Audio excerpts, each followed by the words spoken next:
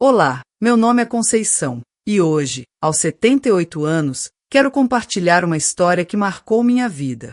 Este relato volta ao ano de 1962, quando eu tinha apenas 32 anos.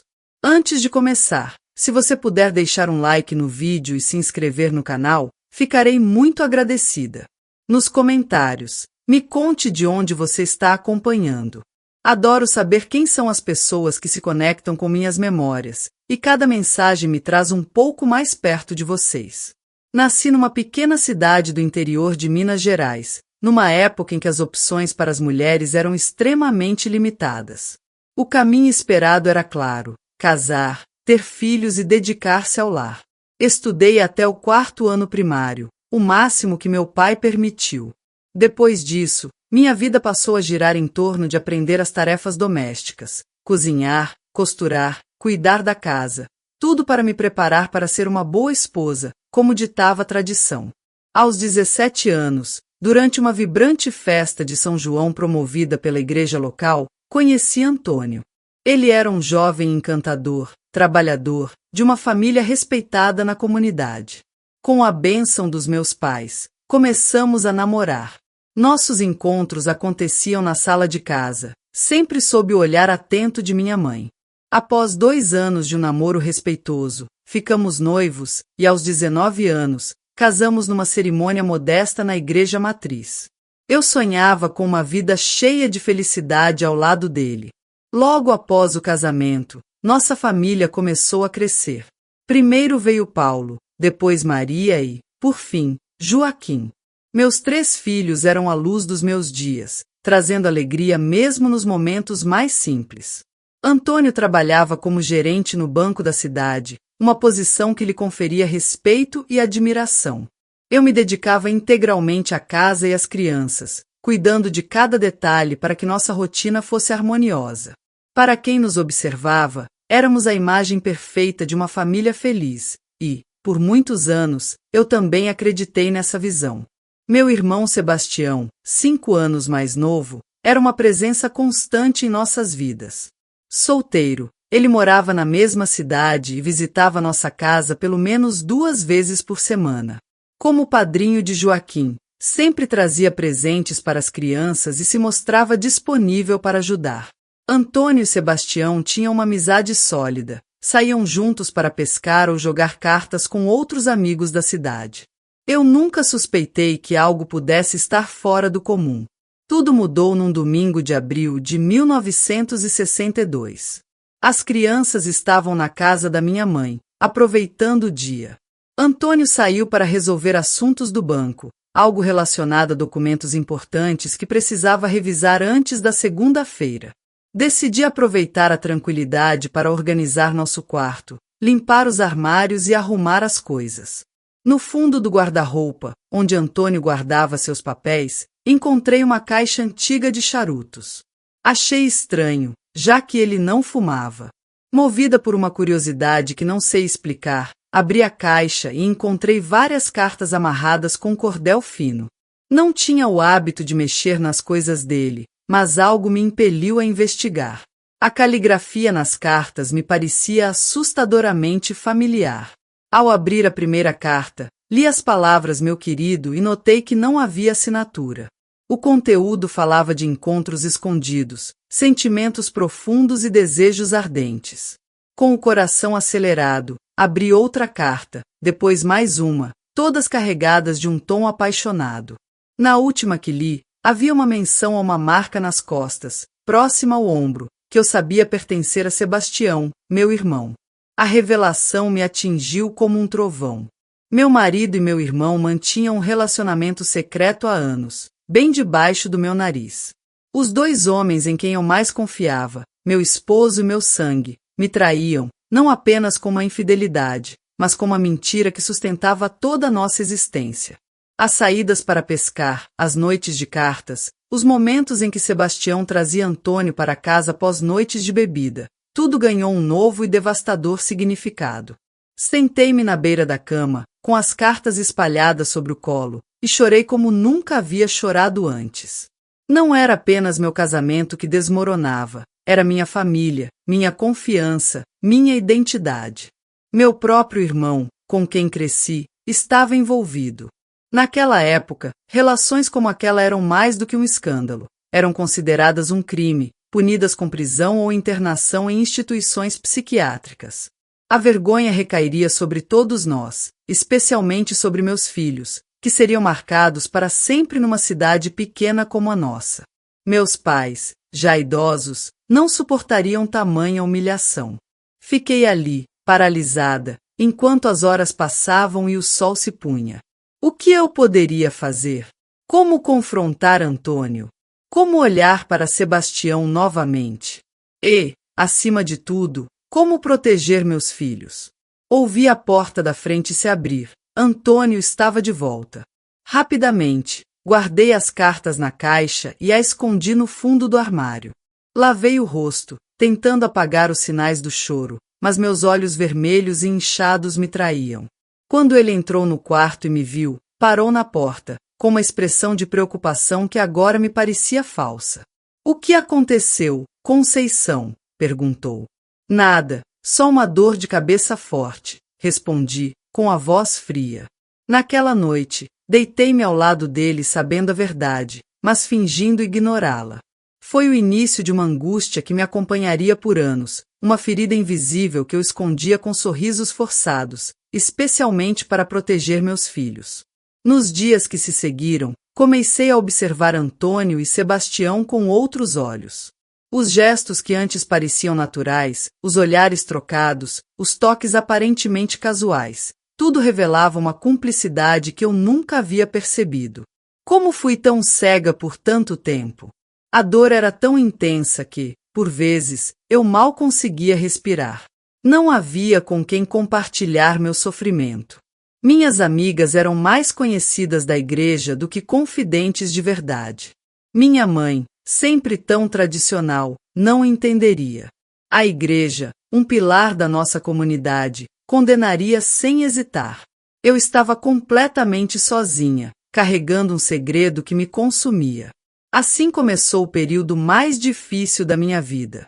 Cada dia era uma luta para levantar da cama, preparar o café da manhã, arrumar as crianças para a escola, beijar suas testas e manter a fachada de normalidade.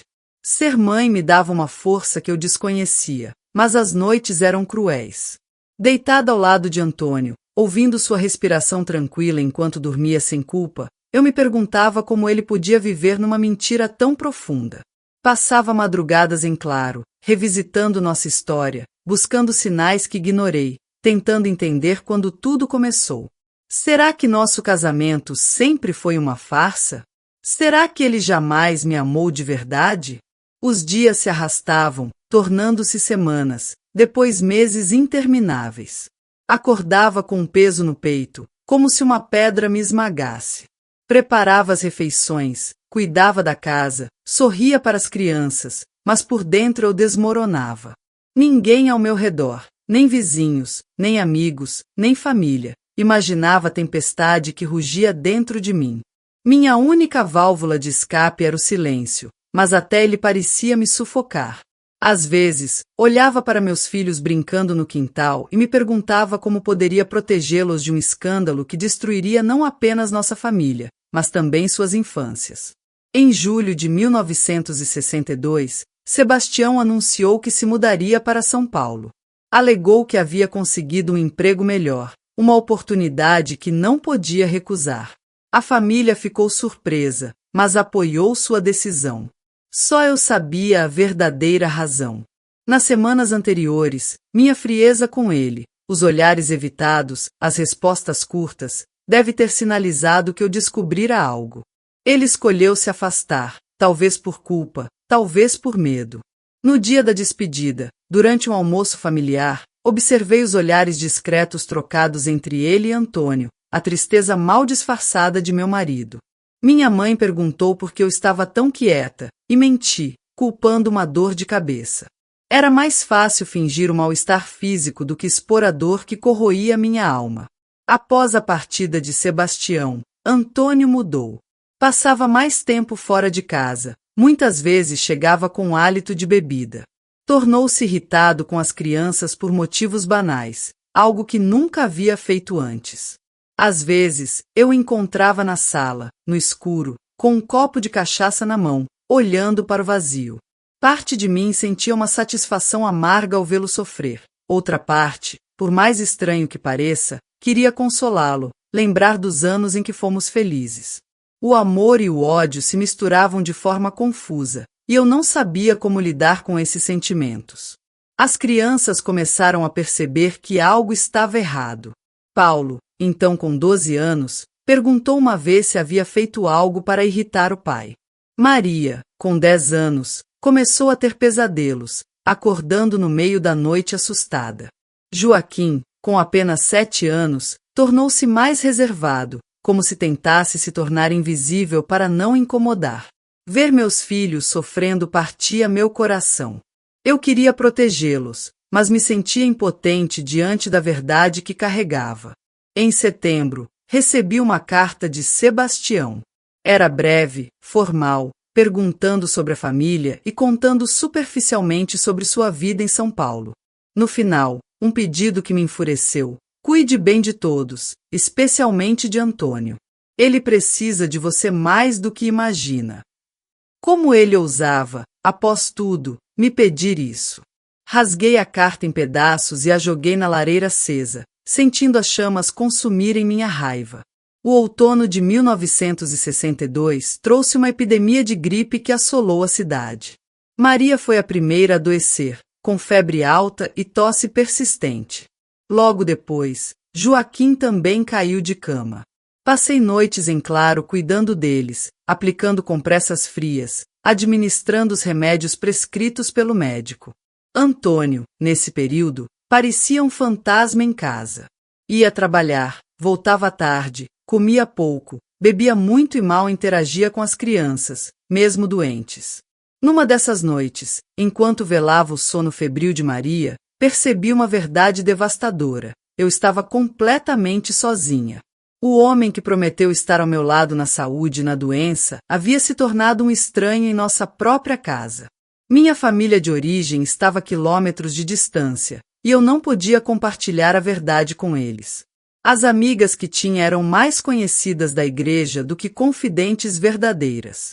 Se algo me acontecesse, quem cuidaria dos meus filhos? Esse pensamento me sacudiu como um trovão. Percebi que não podia continuar me afundando na dor e na raiva, apenas existindo em vez de viver. Meus filhos precisavam de uma mãe forte, alguém que os guiasse, que lhes desse segurança num mundo que, para eles, começava a parecer instável. Foi então que comecei a planejar minha independência, mesmo sem saber exatamente como. Naquela época, mulheres separadas eram vistas como fracassadas, uma vergonha para a família.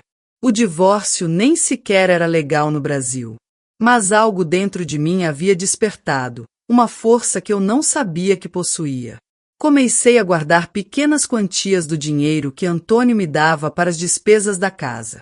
Não era muito, mas era um começo. Também voltei a costurar, uma habilidade que sempre dominei. Comecei fazendo pequenos reparos para vizinhas, depois vestidos simples para crianças.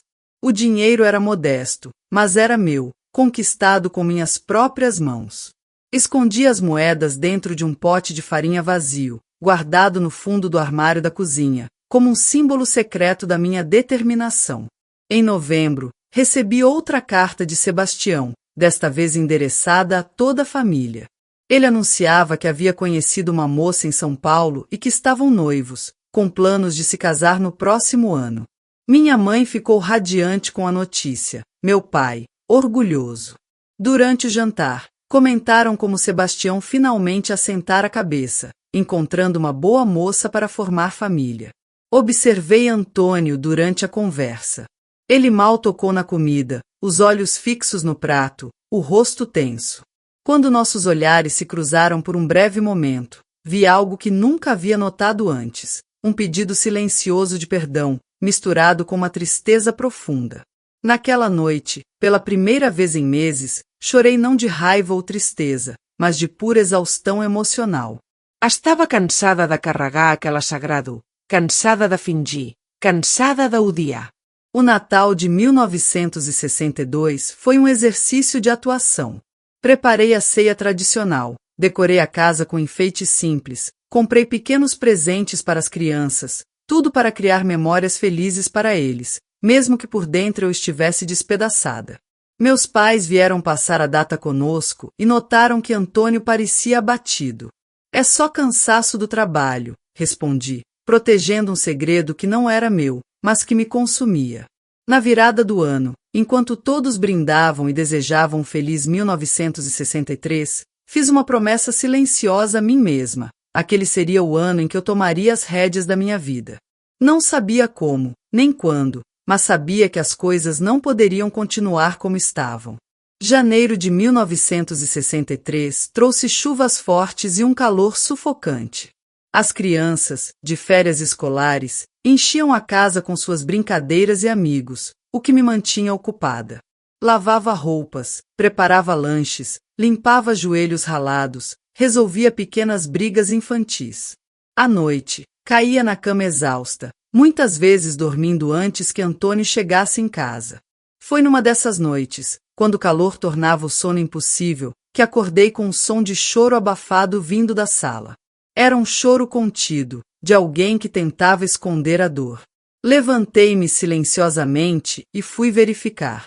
Encontrei Antônio sentado no sofá, no escuro, segurando uma fotografia da nossa família, chorando como uma criança. Fiquei parada na porta, dividida entre voltar para o quarto e fingir que não havia visto nada, ou me aproximar e oferecer algum conforto. Antes que eu pudesse decidir, ele me viu.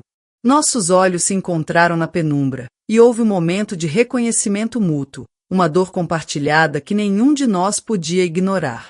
Conceição, ele disse, com a voz carregada de angústia, como uma súplica. Eu sei, respondi simplesmente. Sei de tudo.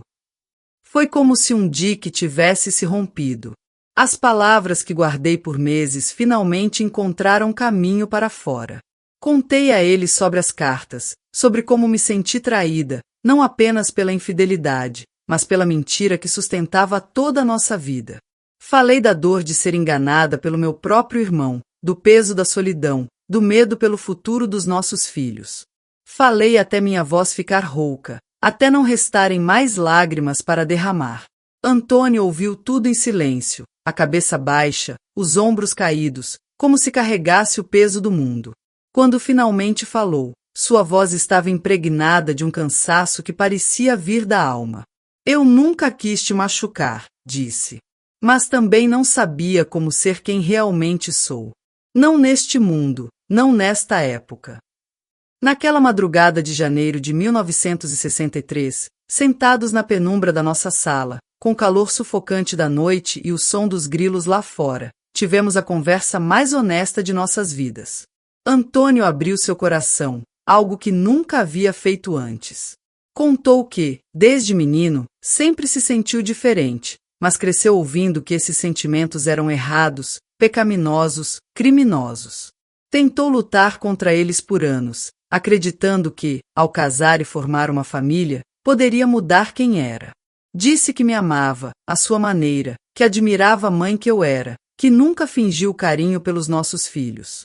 Sobre Sebastião, confessou que a amizade que nasceu após nosso casamento evoluiu para algo mais profundo, algo que nem eles mesmos sabiam como nomear.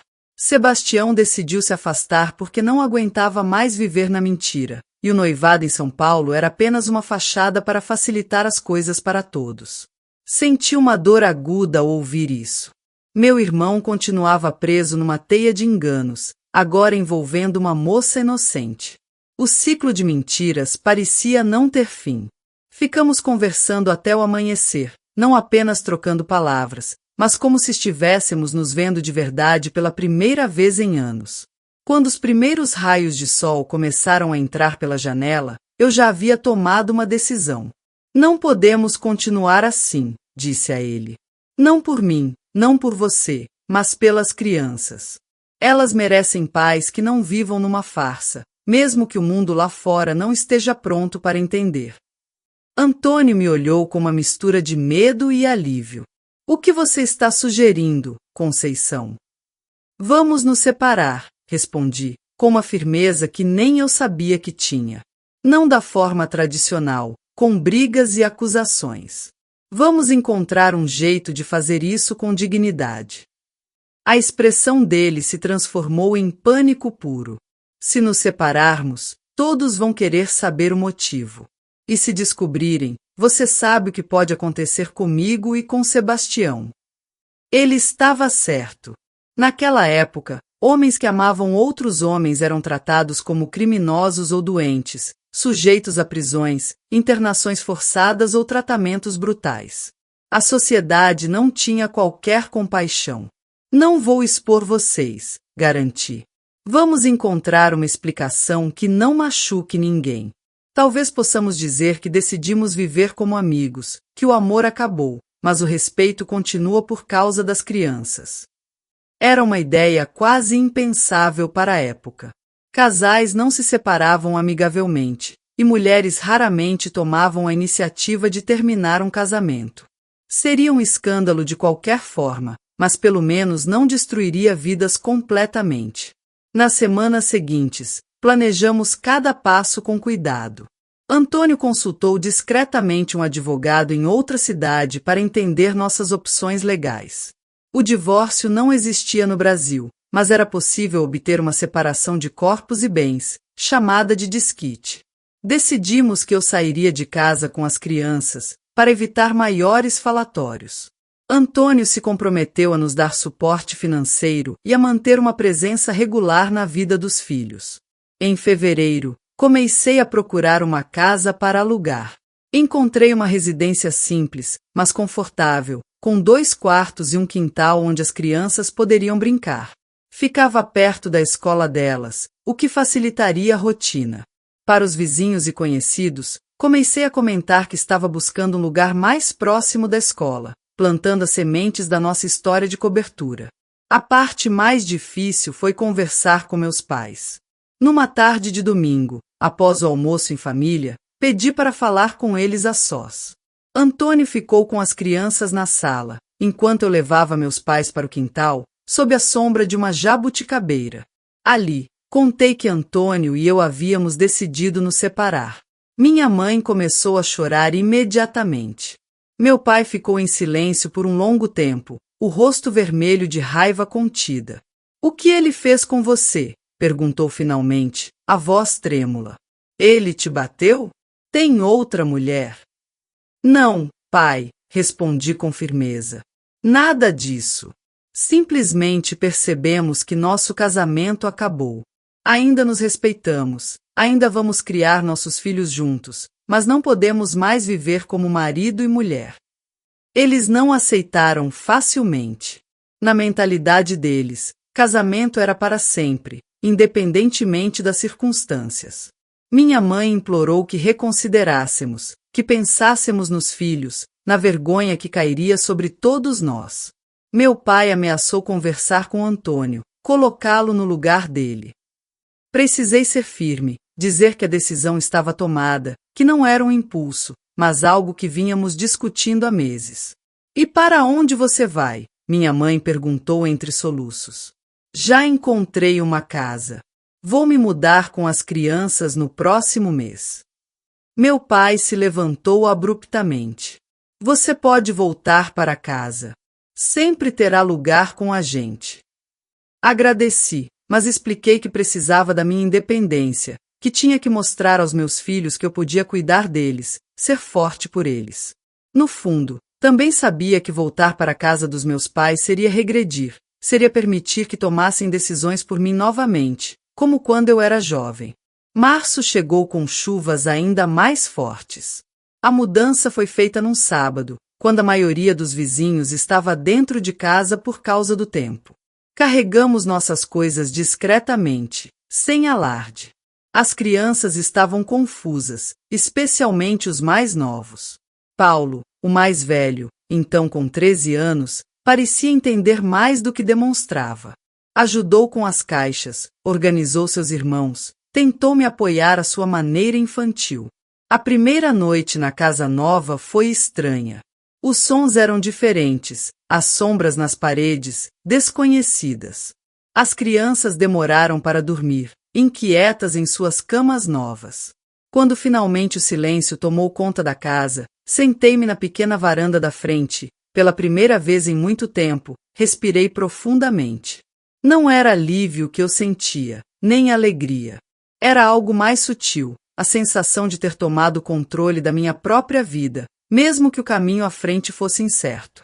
Os primeiros meses foram os mais difíceis.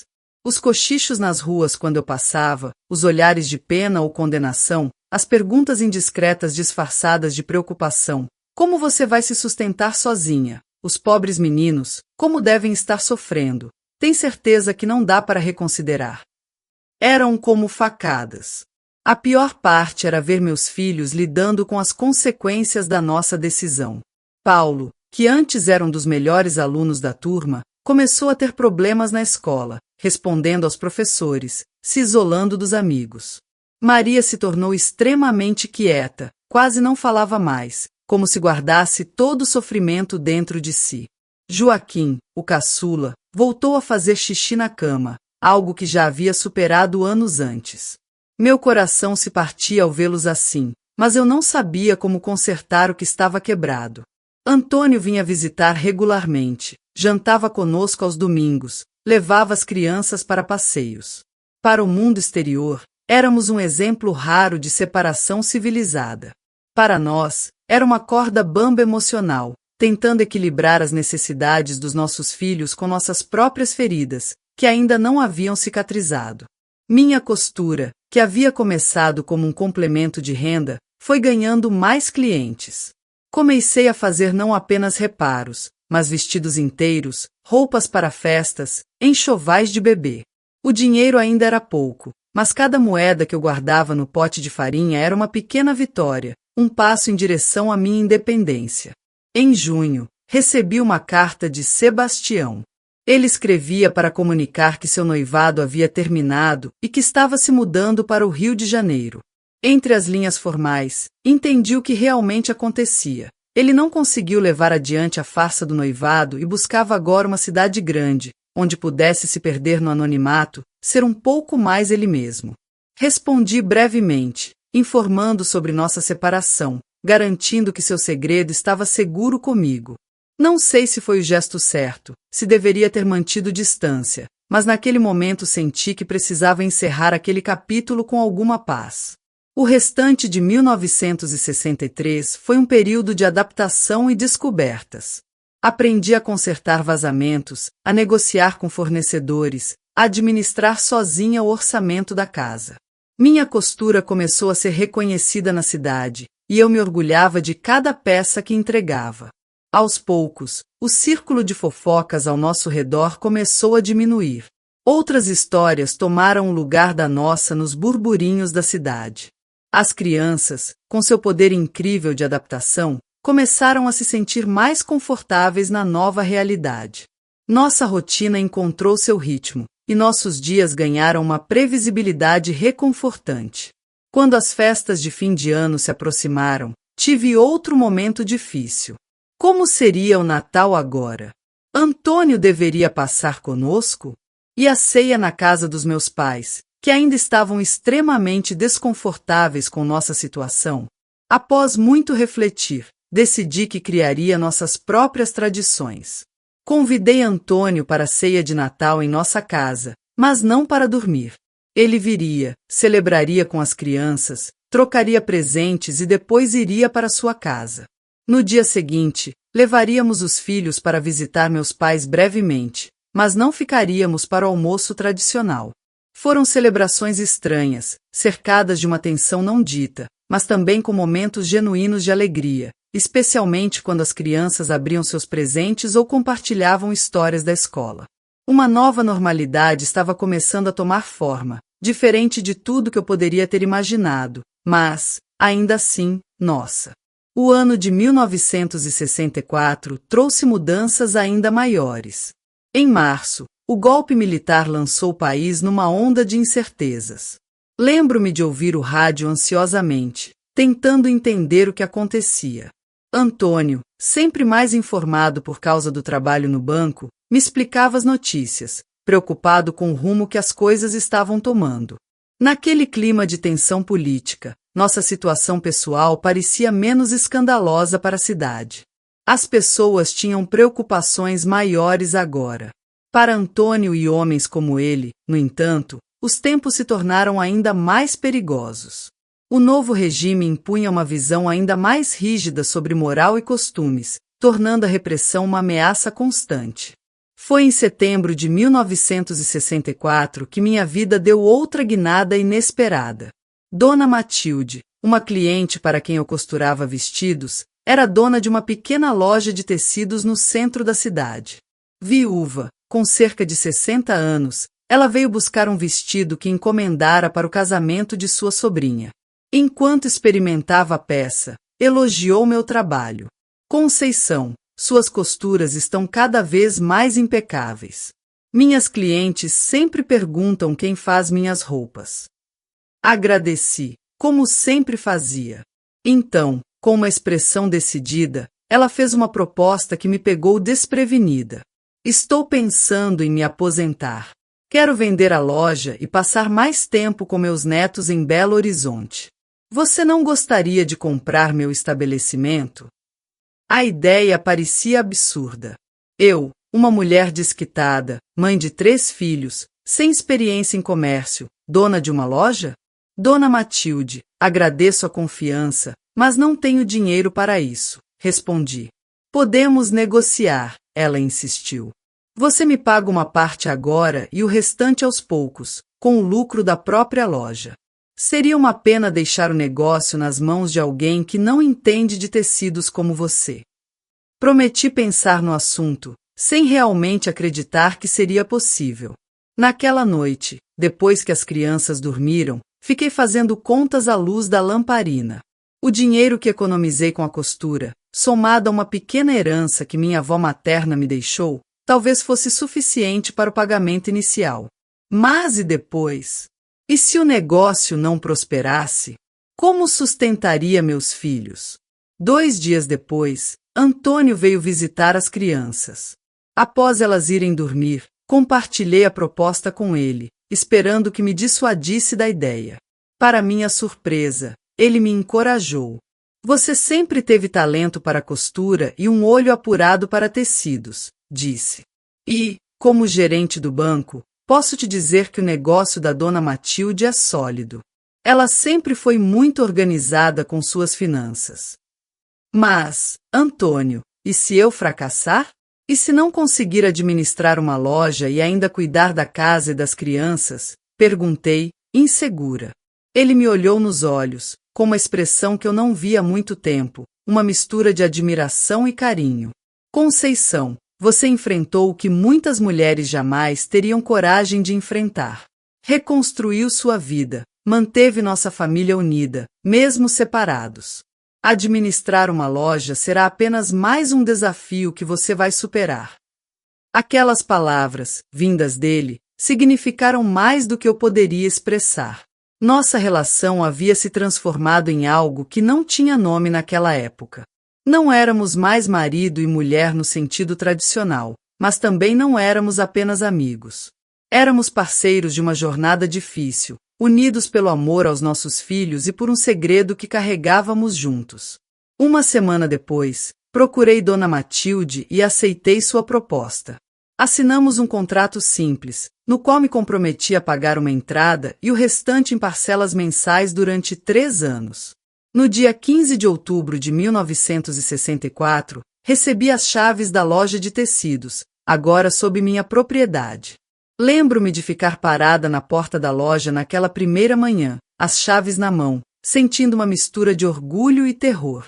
O que meus pais diriam? O que a cidade comentaria sobre uma mulher desquitada, agora comerciante? Paulo, meu filho mais velho, então com 14 anos, estava ao meu lado.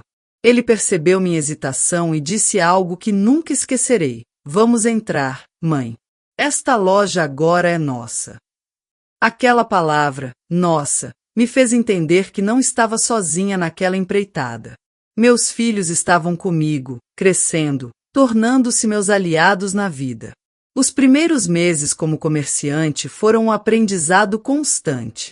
Dona Matilde ficou na cidade por algumas semanas, ensinando-me sobre fornecedores, controle de estoque, negociação de preços e atendimento ao cliente. Percebi que muitas das habilidades que desenvolvi administrando uma casa, organização, economia, planejamento, podiam ser aplicadas ao negócio. Maria e Joaquim vinham para a loja depois da escola, fazendo lição de casa num cantinho que preparei especialmente para eles. Paulo, já adolescente, começou a me ajudar nos fins de semana, demonstrando um talento natural para lidar com números e organização.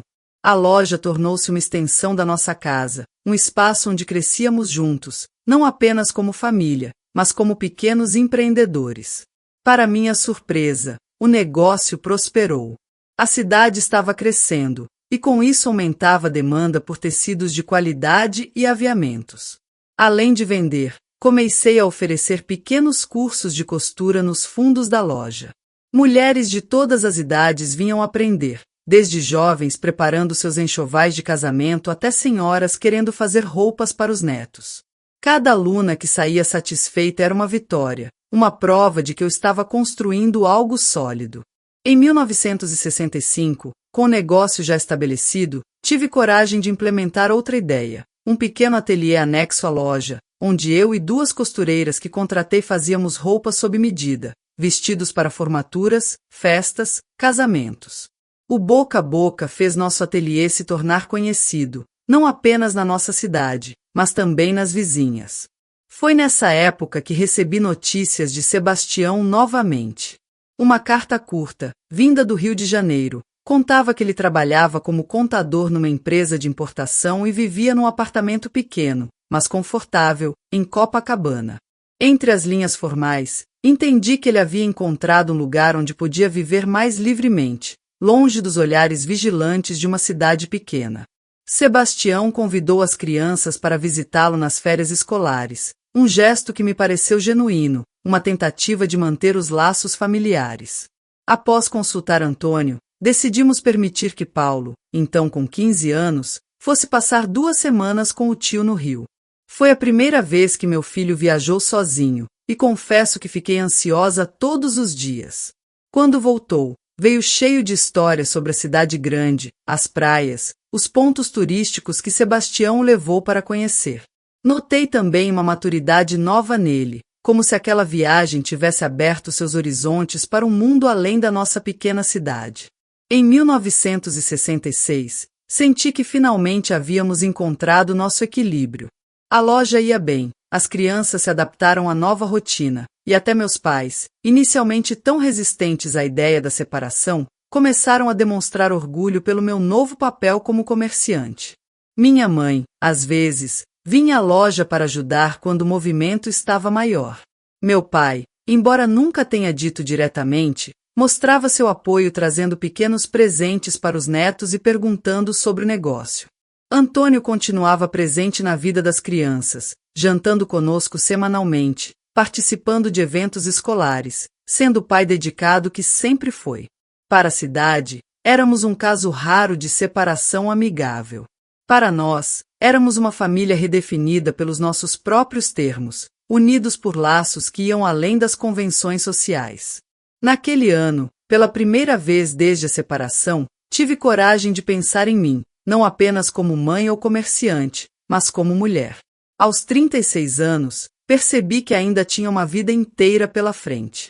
Comecei a cuidar mais de mim, a usar as roupas bonitas que eu mesma costurava, a participar mais da vida social da cidade, não para encontrar outro marido, como muitos pensavam, mas para viver plenamente, sem me esconder.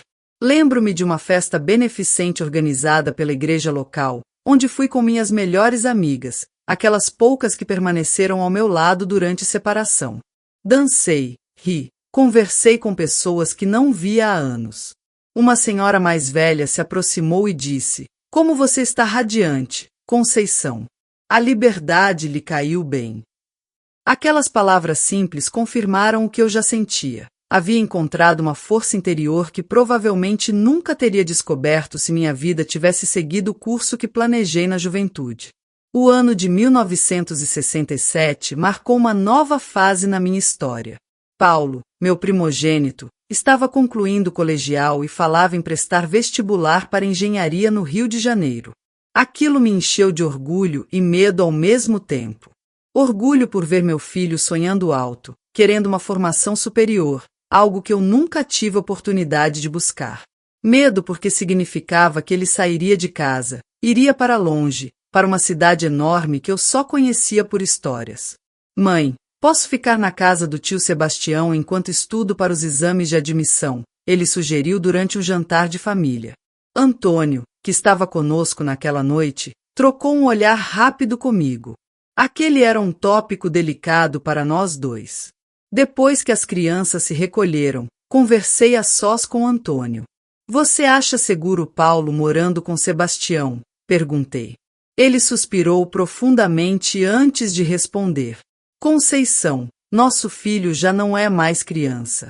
E Sebastião, apesar de tudo, sempre foi um bom tio. Além disso, talvez seja a hora de fazermos as pazes de verdade com o passado. Percebi que Antônio e Sebastião haviam mantido algum tipo de contato ao longo dos anos, provavelmente por cartas. Não perguntei detalhes, algumas coisas era melhor não saber, mas concordei que era hora de olhar para frente.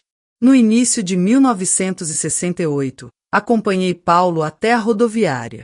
Ele partiria para o Rio, onde ficaria com Sebastião por alguns meses enquanto se preparava para os exames.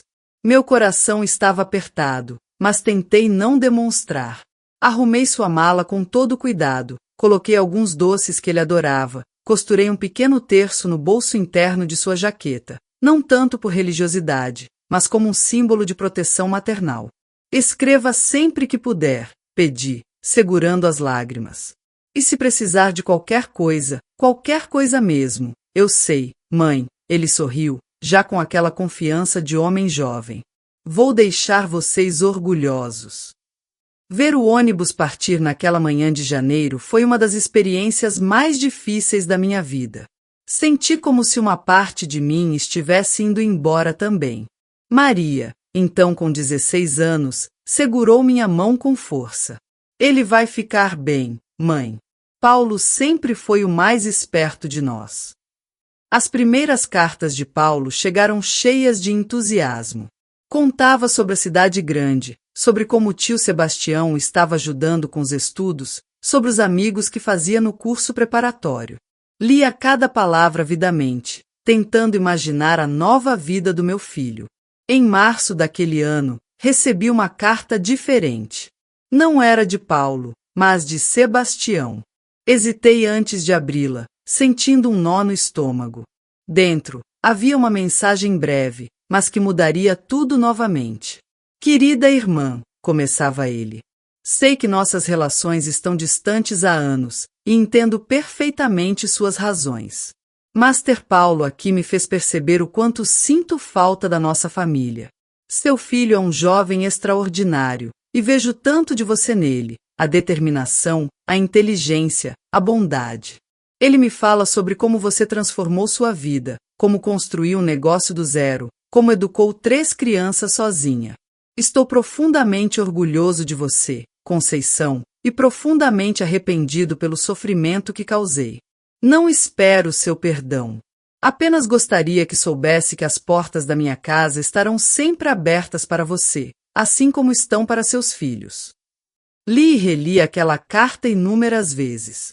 Sentimentos conflitantes me invadiram. A raiva antiga, a tristeza, uma ponta de saudade do meu irmão caçula, aquele a quem ensinei a andar, a quem defendi nas brigas de rua, a quem contei histórias para dormir quando nossos pais estavam ocupados.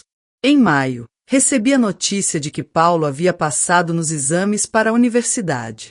A felicidade foi tão grande que ofuscou qualquer outro sentimento. Meu filho seria engenheiro. O menino nascido numa pequena cidade do interior, filho de uma mulher desquitada, conquistar uma vaga numa das melhores universidades do país. Organizamos uma pequena festa em casa para comemorar, com bolo e refrigerante para os amigos mais próximos. Antônio parecia transbordar de orgulho paterno. Quando as comemorações terminaram e estávamos arrumando a casa, ele me perguntou: "Você vai ao Rio para a matrícula dele?" A pergunta me pegou desprevenida. Não havia pensado nisso, em visitar o Rio, em possivelmente encontrar Sebastião depois de tantos anos. "Acho que Paulo já pode fazer isso sozinho", respondi, desviando o olhar. "Conceição", Antônio disse suavemente, "quanto tempo mais vamos carregar mágoas do passado? Nossos filhos estão crescendo, seguindo seus caminhos. Não seria hora de fazermos o mesmo?" Aquelas palavras ficaram ecoando na minha cabeça por dias. Percebi que, apesar de toda a reconstrução da minha vida, ainda havia um canto escuro dentro de mim onde guardava ressentimentos antigos, não apenas contra Sebastião e Antônio, mas contra a vida que me foi negada, contra as expectativas frustradas, contra as mentiras que tive que suportar. Em julho, tomei minha decisão. Viajaria ao Rio para a matrícula de Paulo e, sim, encontraria meu irmão. Não pela reconciliação em si, mas para colocar um ponto final naquela história, para me libertar definitivamente. A viagem foi longa e cansativa. Nunca havia saído do estado antes, e tudo no Rio me impressionava. Os edifícios altos, o mar que parecia não ter fim, a multidão nas ruas. Paulo me esperava na rodoviária, mais alto e magro do que quando partiu, já com aquele ar de quem estava encontrando seu lugar no mundo. O apartamento de Sebastião ficava num prédio antigo, mas elegante, em Copacabana, a 2 quadras da praia. Subimos de elevador até o 8º andar, meu coração batendo tão forte que achei que Paulo podia ouvi-lo. Quando a porta se abriu, lá estava ele, meu irmão caçula, agora um homem de quase 40 anos, com fios grisalhos nas têmporas e uma expressão apreensiva no rosto. "Conceição", disse, a voz embargada. "Você veio." Não houve abraços nem lágrimas, apenas um silêncio pesado, carregado de décadas de palavras não ditas. Paulo, percebendo a tensão, disse que levaria Maria e Joaquim, que vieram comigo, para conhecer a praia. Ficamos sozinhos, Sebastião e eu, pela primeira vez em muitos anos. "Seu apartamento é bonito", comentei, sem saber como começar uma conversa tão difícil. "Obrigado. Não é grande, mas tem vista para o mar. Nas manhãs claras, a paisagem é de tirar o fôlego."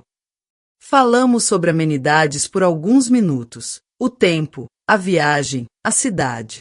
Então, subitamente, ele disse: "Eu sinto muito, Conceição. Por tudo. Pelo sofrimento que causei a você, às crianças." Senti um nó se formando na garganta.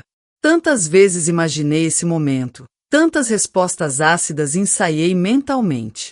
Mas, ali, frente a frente com meu irmão, vi apenas um homem cansado, carregando seus próprios fardos.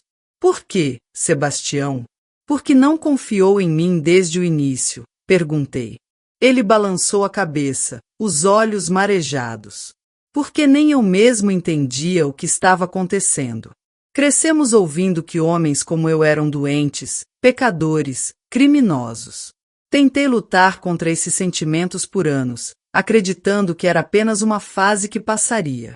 Quando conheci Antônio, através de você, foi como se finalmente encontrasse alguém que me compreendia. Sentamos na pequena varanda do apartamento, com a brisa do mar acariciando nossos rostos, e conversamos como não fazíamos desde crianças. Ele me contou sobre sua vida no Rio, sobre como encontrou uma comunidade onde podia ser ele mesmo, sobre seu trabalho, seus amigos.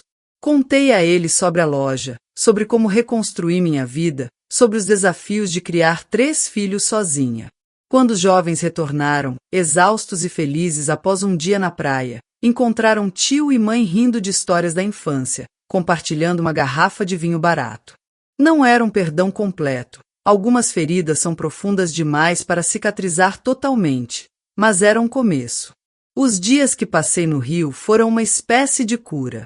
Ajudei Paulo com sua matrícula, conheci a universidade onde ele estudaria, visitei as praias e pontos turísticos com os outros filhos. Sebastião foi um guia paciente, mostrando os cantos da cidade que turistas geralmente não conhecem. Na véspera da nossa partida, ele me levou para caminhar na praia ao entardecer. O céu estava pintado de tons de laranja e rosa, o mar calmo refletindo as últimas luzes do dia. Está vendo aquela linha no horizonte, onde o céu encontra o mar?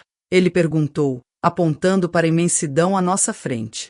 Durante anos, pensei que algumas distâncias nunca poderiam ser atravessadas. Agora sei que estava errado. Quando voltamos para Minas, algo havia mudado dentro de mim. Era como se um peso tivesse sido retirado dos meus ombros. Pela primeira vez em muitos anos, senti que podia respirar completamente, sem aquela opressão constante no peito. O ano de 1969 chegou trazendo novos desafios e alegrias. Maria, seguindo os passos do irmão, decidiu que queria estudar letras. Para minha surpresa, ela escolheu Belo Horizonte, onde poderia estar mais perto de casa e ainda assim ter acesso a uma boa universidade. A loja continuava prosperando. Contratei mais 2 costureiras para o ateliê, e agora não apenas fazíamos roupas sob medida, mas também pequenas coleções sazonais, que vendíamos na própria loja. As mulheres da cidade, antes tão críticas à minha situação de desquitada, agora me procuravam para conselhos sobre negócios, sobre como conciliar trabalho e família. Antônio, apesar de manter sua própria casa, tornou-se uma presença cada vez mais constante em nossas vidas, não apenas como o pai dos meus filhos, mas como um amigo, um confidente. Aos poucos, nosso relacionamento evoluiu para algo que não tinha definição nos padrões da época. Não éramos um casal tradicional, mas também não éramos apenas ex-cônjuges cordiais. Em setembro, recebi um telefonema do Rio. Era Paulo, sua voz embargada. Mãe, o tio Sebastião está no hospital. Foi um ataque cardíaco. Os médicos dizem que é grave. Viajei no primeiro ônibus disponível, deixando a loja aos cuidados da gerente que havia contratado. Encontrei meu irmão numa cama de hospital, pálido e fragilizado, cercado de tubos e máquinas. Paulo estava ao seu lado, segurando sua mão com força. Ele estava trabalhando até tarde, meu filho explicou. Quando chegou em casa, começou a sentir dores no peito, falta de ar. Um vizinho o trouxe para o hospital. Passei a noite inteira ao lado da cama de Sebastião. De madrugada, ele abriu os olhos brevemente, me reconheceu e tentou sorrir. Minha irmã, sussurrou, antes de voltar a dormir. Ele sobreviveu, graças a Deus e à medicina, mas o susto foi grande o suficiente para provocar mudanças. Após 3 semanas no hospital, os médicos disseram que ele precisaria de cuidados contínuos, de uma alimentação especial, de alguém que garantisse que tomasse os remédios corretamente. Venha para casa, disse a ele, sem pensar 2 vezes. Tenho espaço. Posso cuidar de você até que esteja totalmente recuperado.